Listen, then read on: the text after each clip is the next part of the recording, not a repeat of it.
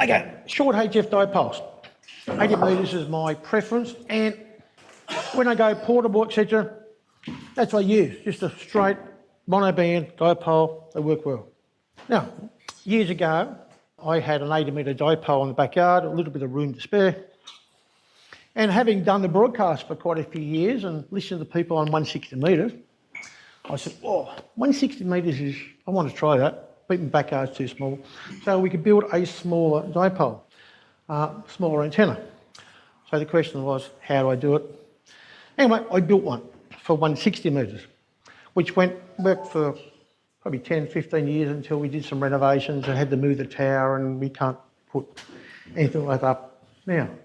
So the problem is, how short can you make a shortened dipole? You can 100%, you can make it 80, 60, 40, 20, you can even make a dipole for 80 metres about that long if you wanted to. It's not going to be very efficient, but yeah. How short do you make it? Well, you make it till it fits. Now, you put loading coils in it. Now, where do you put the loading coils in? You can put loading coils in the centre, sorry, right in the inner, near the ballon. Of course, we start with a ballon. Oh, before we even get, what type of wire do you use? Don't use Teflon wire, you don't use exotic wire that costs you $50 a metre. Just use that, 2.5mm building wire. Cheap from Bunnings, cheap from local electrical supply place. You find it in skip bins on the side of the road, whatever. You know, an electrician who's doing wiring of buildings, etc. Well, they'll have short ends. So, yes, Al? Would the Kevlar wire that you get from AR New South Wales be preferable to that? Or?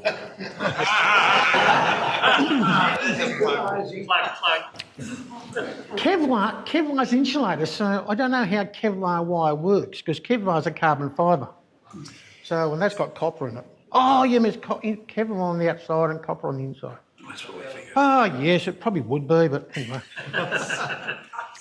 So, let's get to the point. Where do you put our loading coils? Well, okay, we start with ballon. That's a ballon. Didn't buy that. Built that. I must admit and confess that 40 years ago I did buy a HF antenna. You feeling all right that day? I did actually buy one 40 years ago. Anyway. Yeah, that's just a big ferrite toroid from Neosid. With the coax wound many times through it. As a choke power. And with end connector on the bottom. I use ends for everything. Don't use PL259. What's the best thing about a PL259? As far as I'm concerned, is the best thing about them is they helped defeat Hitler. They're a World War II video connector. Anyway, so we can have the loading coils in the centre, right near the ballon. Have them in the middle, or we can have them right near the end. Or you can have a continuous loading coil there if you want to. Now, choices.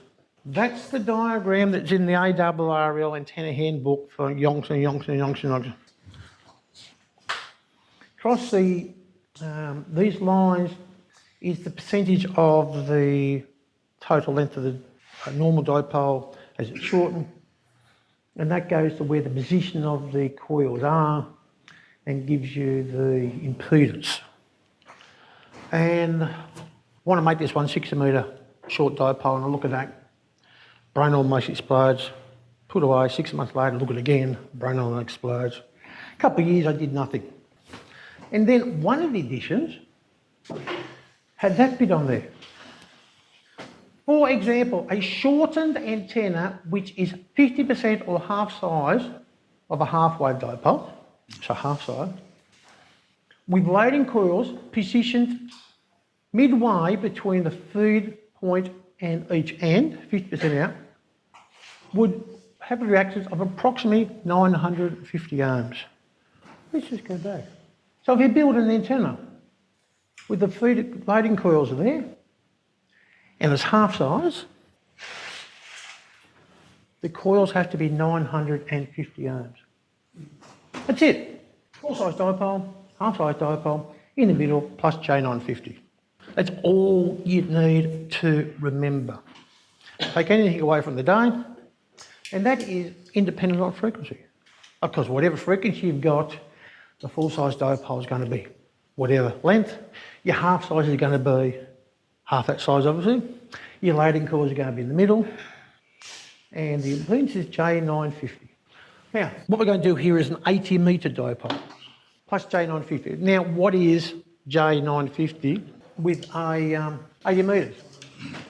So inductance at 3.6 megahertz.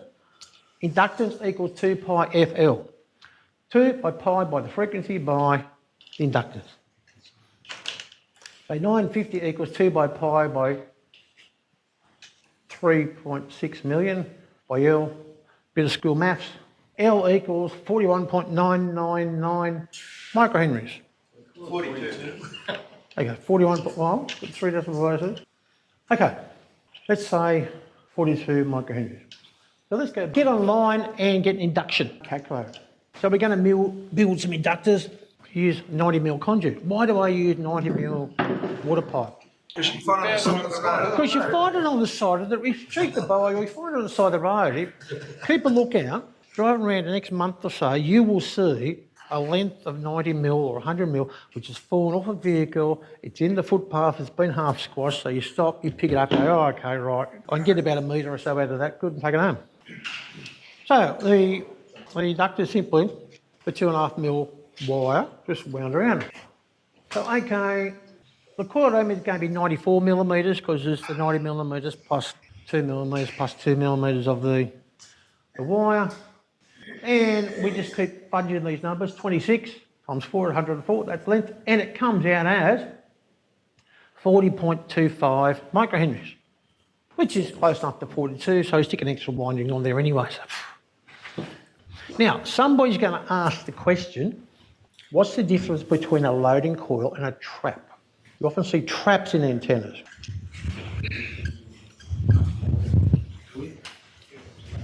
That's a loading coil.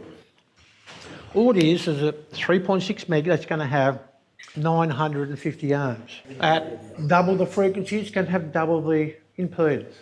Now, a trap, on the other hand, is almost similar. It's a coil with a capacitor across it.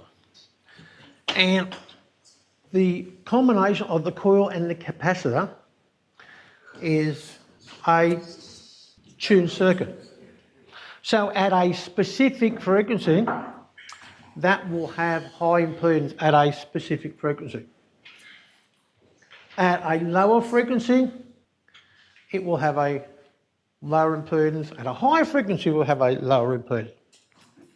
Okay, at a very high frequency, so you can have that for 14 meg. Now 28 meg, what's going to happen? At 28 meg, that capacitor is going to dominate and the signal is going to go through the capacitor. Now down at 7 megs, the inductance is going to be less, so the signal will go through the inductor.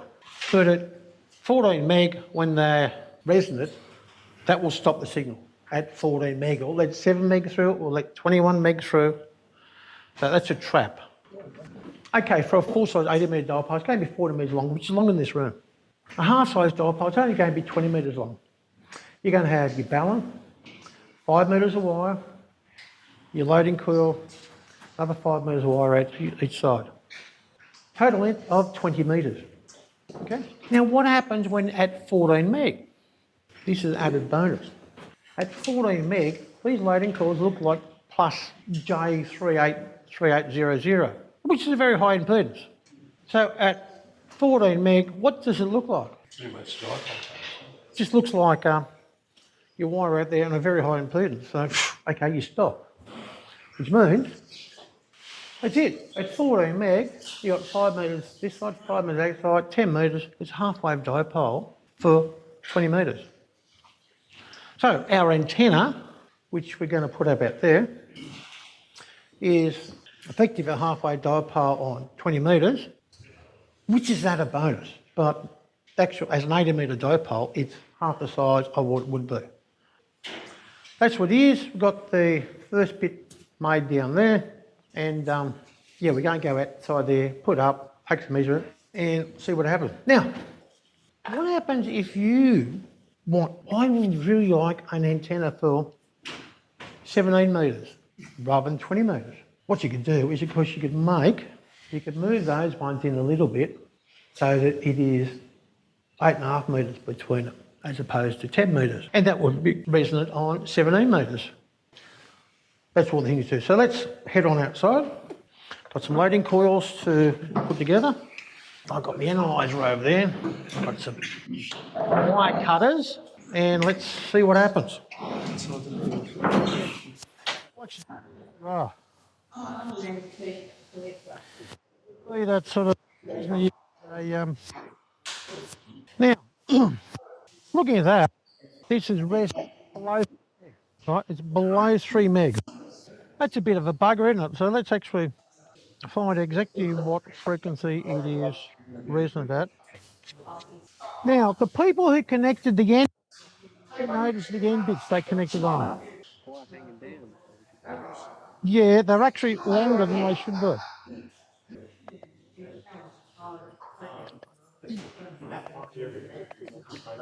Okay, that's looking better. Okay. The centre is 3 meg, and we're getting a best VSFR at just below 3 meg. Okay.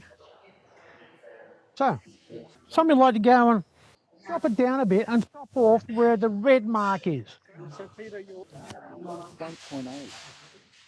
So how would this stand for have you ever tried this in 1.8? Yeah, I ran it for quite a few years until we put the Renaults in, and yeah, the red one, yeah. The bugger left. And we there you go, Steve. That's a bit of wire for you. Oh wow! Yeah, pull it back up again. Yeah, another bit of wire. Oh, very short.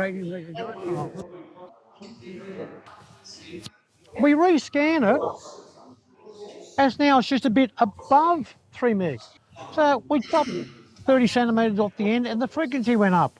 Not enough. What we can do is let's go and chop another bit off each end, see what happens.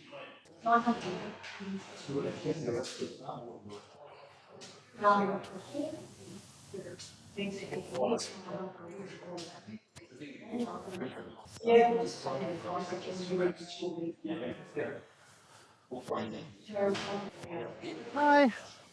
Now that's just above 3 meg. Let's get out and do another. We chop the wire off the end, the frequency is going up. That's actually just below 3.1 meg. Okay, so that's 14.1 meg. That's just 14.1 meg. Resonant just over 14.1 meg, which is an advantage. Whoever asks about 160, well, it's simple. What a 160 metre dipole will be, which will be, so the legs are about 40 metres each. Okay, well, half of that's going to be about 20 metres. And halfway through that's going to be about 10 metres. So you have your Allen, 10 metres, a loading coil, another 10 metres of wire. Okay, any questions? When I had the 160, well, I wasn't working DX. I was working for Beverly Hills to talk to Dural on a Sunday night. And yeah, I got around the state. That's all I was after. So it would not be as good as a full-size dipole, and it was only probably that high. So if I want to work DX to see 6-band and get 100, it would not be using a half-size dipole in a suburban backyard. But for a nice occasional rag chew, it works. So in practicality, what would you do? Tweak and tweak till you got to that 3.6. Yeah, you tweak and tweak and do whatever you want. And if you want to do more, you go down to 3 point. So if you got the 3, you'd be in the middle of the band. Yeah, you beat them with a band. Yeah. So it's, the bandwidth is not as good as a full size dipole. Compromise those, and near enough, good enough. Stick it on the tuner on your radio. Okay, so back inside for some closing arguments. I've learned a few things today, and I hope you all have as well. Can I just ask one last question? Yes. So you've chosen the midpoint to get the multi-band effect, which is great. No, Or so what else would affect? Because I'm thinking like the most current's going to be in the centre. Yeah. Obviously, these are just a kind of a waste of Yeah, current. yeah.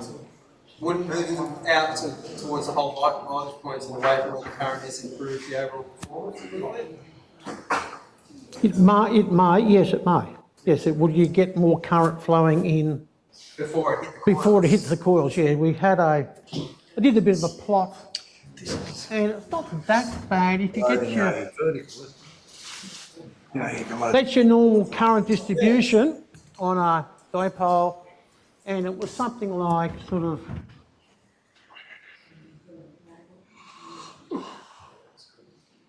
Yeah. So you still got a reasonable bit of current in the centre. Yeah. Okay, now why did I choose the centre? Because It was easy. the thing said, if it's in the middle and it's halfway, it's 950, and you don't have to look at all the other calculations. It was just simple as that. And I could put an 80 metre. Many years ago, I put 80 metres up in the backyard. So, half of that's, okay, 160, half of that's 80. It would fit. Yeah. You move further out, the loading cores have got to be higher impedance, yeah. Okay. Yes, Eric. Is that better than letting the end of it droop, say a metre at each end? I don't know. I don't know. What?